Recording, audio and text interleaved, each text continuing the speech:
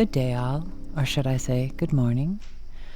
This video is a little late in coming, but as many of you may know, we had a big storm this past weekend, and so I wasn't able to post then. But now I've assembled the bits and bobs of the week, so let's go and relive that snowstorm now. By the crackle of the fire, it all began. I'm enjoying my sitting room fire whilst outside the wind blows and the snow piles up from the nor'easter and winter storm upon us. You can see here at this window, which is closer to the fire in the sitting room, as the snow and ice hits the glass, it melts and slides down in this funny sort of pattern and rhythm. It's like some sort of screensaver for real life.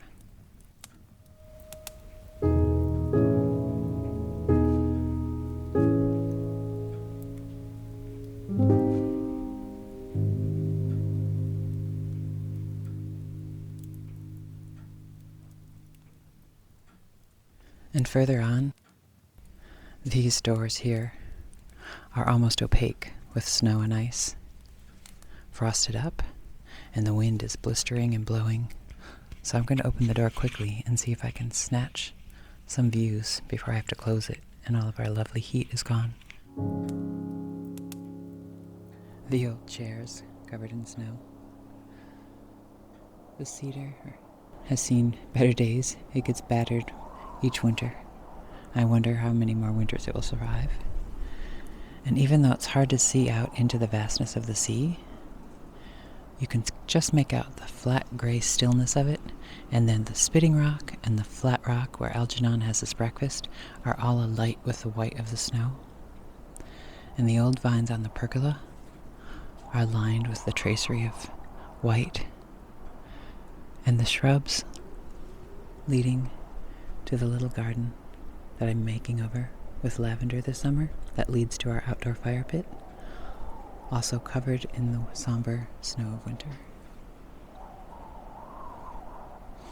And again, my attempts at symmetry always seem more apparent to me when everything's covered in white and a pair of terracotta pots with worse for wear evergreens.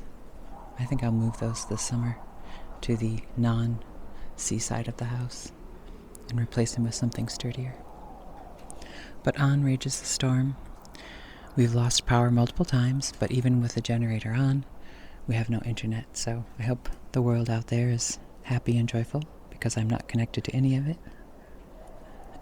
In the distance, a duck just laughed at me, wondering why he should be out in the storm, whilst I get to sit in by a warm, lovely fire.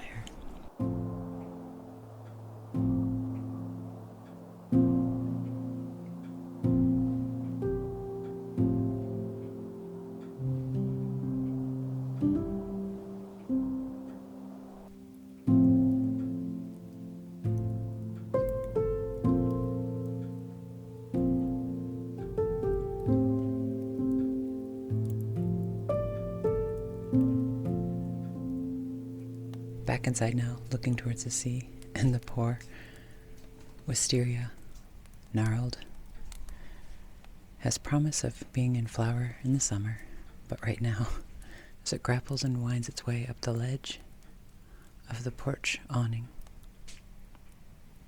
But look how the beautiful patterns on the glass. Doesn't it look like a lace curtain drawn? And the plant, tropical, sits inside enjoying the heat of the fire, and the warm fire welcomes us back inside.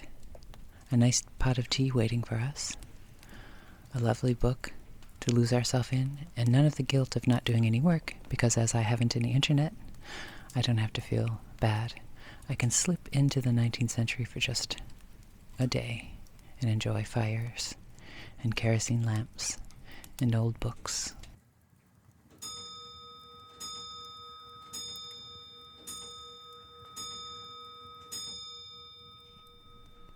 Well, we are still without power and internet, but now this may look like a similar view I was just showing you seconds ago, but it's been some hours and the snow has been piling up. And can you see how now the deck chairs are completely covered and the two little pots with the evergreens in And if you look down, the little porch is gone, and the terrace is completely covered. Just the two cement urns that sit on the edge of the porch are visible on top.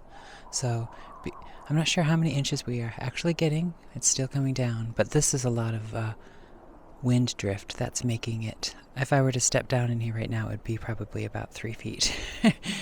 But a lot of that is from the blowing. I'm on the non-ocean side, on the woodland side, where the wind isn't quite as heavy. I'm still not venturing out just yet. I'm going to stay in front of the fire, but I just wanted to give you a weather update. So I guess this vlog is just going to be, per usual, very weather heavy. But look at the old cedar tree, really heavy with snow. And it's a wet snow, so it's really pulling it down. Oh, but the ducks and the cormorants are still out flying about. Birds still trying, and we're at low tide now, and the bay has a good layer of ice on.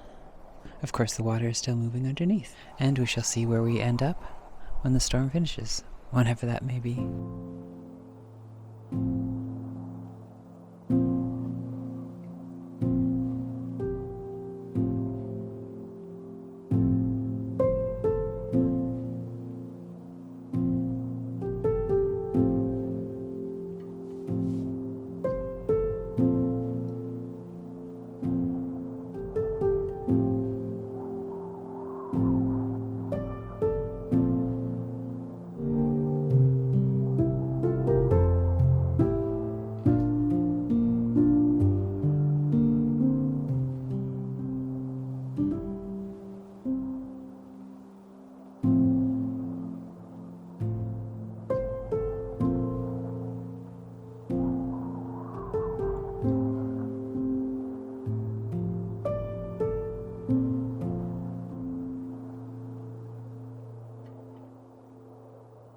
And the wind let up just enough for me to get the bird feeder out and to hang it back up. As you saw just moments ago, this funny little sparrow huddling under the vines, trying to get just a few berries to make it through the winter storm. And I always make sure to feed the birds this time of the year, but during a winter storm such as this, it's important to keep the feed out. Only I had to bring it in because the winds were so heavy. But this one's quite close to the window at my desk, so I thought it was safe to put this up and let them feed again. And they are so happy as the storm raged on and on.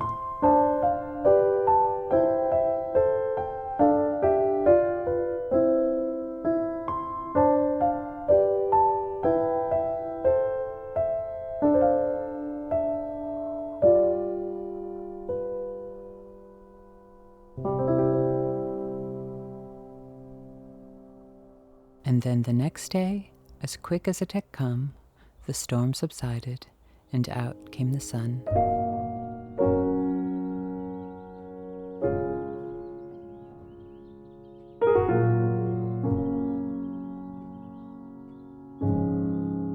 Well, as you can see, we've had a lot of snow.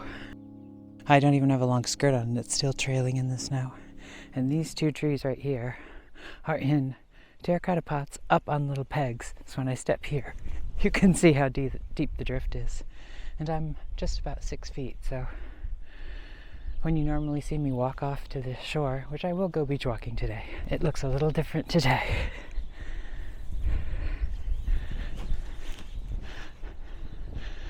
It's chilly, but after yesterday's storm, which was a whiteout, I sat in the window there with the fire blazing, barely seeing the sea with the snow and wind. I could just see the spitting rock in the distance.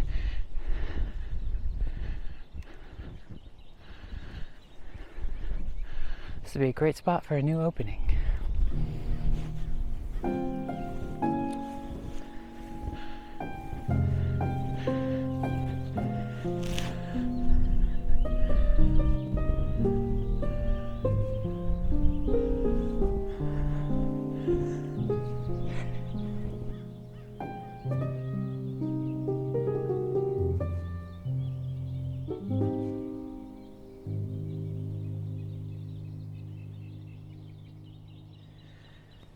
I've just startled the geese a bit, but you can see the sun is beating down, but it's still quite cold.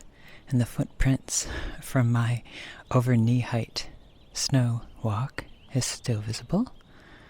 But the tide is extreme today, so we're getting a little bit of the flats. So the geese are out after yesterday being hidden from the snow. They're able to get out into the sunshine of the exposed flats and to have luncheon, waddling in their gaggle across the flats.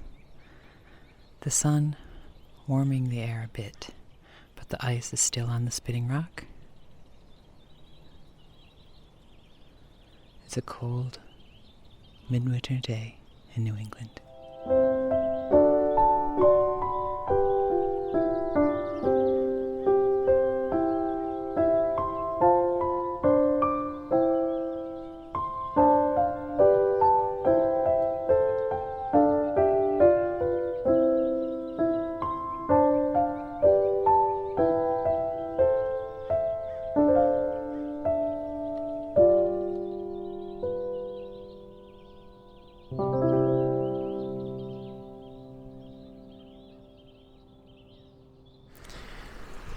And just like that, we go from cold snow to wet spring-like rain. At least my pair of terracotta pots have returned, and the teak sheds are starting to reappear on the terrace, and the sea is foggy and gray. I have to enjoy this rain before it freezes tonight and we get another cold spell this weekend. The ever-changing and wonderful view of seaside living.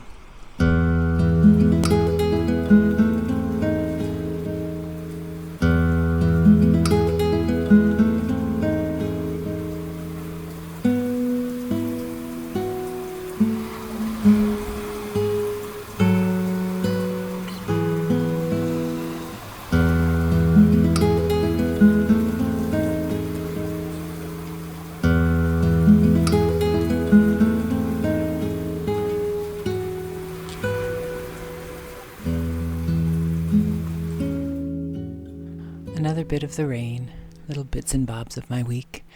I'm in my studio, so don't mind the window. But again, the old verbascum, which last time I shared this, was covered in snow. But now the rain is coming down and washing away the last of the snow. Look at the spitting rock is doing its fair bit of spitting today with the waves. And the whitecaps, can you see just outside the window there? The waves are really crashing. It's a good day to stay in, get some artwork done, and plan one's week. And look stoic old Algernon out on his rock. Can you see him? The stalwart figure, like the captain of a sailing craft, standing the winds and the rain. But we are snuggled inside. I've just added a log to the fire, and my teapot is warm, and my easel is waiting for me.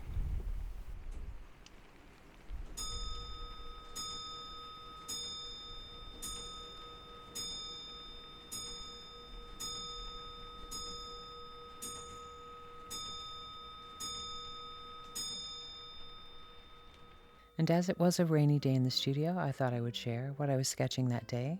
I'll put it in front of the snowy background, though. I've been drawing and sketching a lot of mice of late, and I'm also trying to get back into doing more for my Animals in Chairs series, and I realized I had not done a mouse in a chair.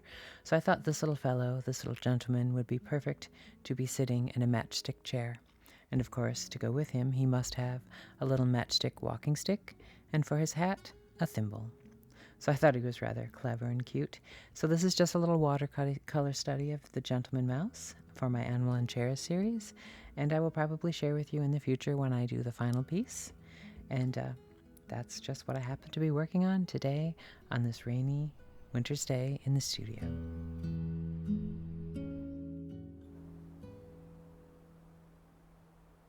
And here we are at the end of this week's video. And we had a blizzard, and then we had rain, warm rain. It was glorious, and it washed quite a bit of the snow away. Not all of it, but most of it. And then last night, the temperature dropped, and we had a lovely dusting of snow. And you can see the geese and the sea ducks are out. And I'm actually on the long walk, just walking my way back.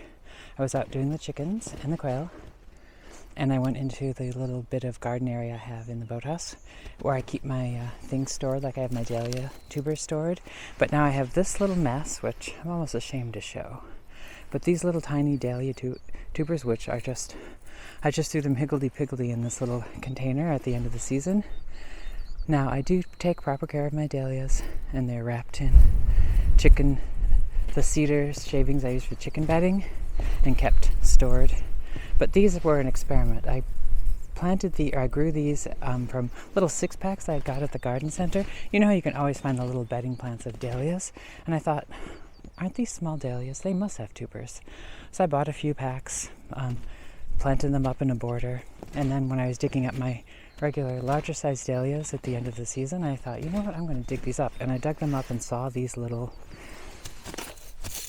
look, I still have the little, we can see how short they are because they are bedding dahlias. I saw the little tubers. Now, because I didn't store them well, look, some of these probably are not going to be good. But because I remembered I stuck them there just now when I was checking on my bulbs and things, as it's that time of the year, and after the rain and the snow, I thought, I need to just have a poke around the garden room and think about spring. But I forgot I had set these in here. Luckily, they were in a closed cabinet. So I'm bringing them in now. I'm going to lay them out. I'm going to clean them off, lay them out in some soil, put them in the sunny windows in my garden room in the house, which stays really warm from the sun coming in because it's southern exposure. And I'm going to see if they'll start if their little eyes will start budding. If they do, I might plant them up and keep them in my garden room until kind of grow them on. And I know it's kind of early, but it's just an experiment. And for leftovers from a little 6-pack of annuals, I think it's fair dues. Well, I hope you enjoyed this week's video, which again, my videos seem to be almost entirely of the same view and of weather reports.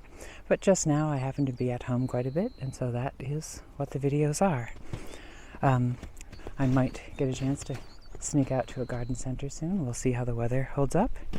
But for today, I'm going to take my dahlias and give you one more view of our graying up sky.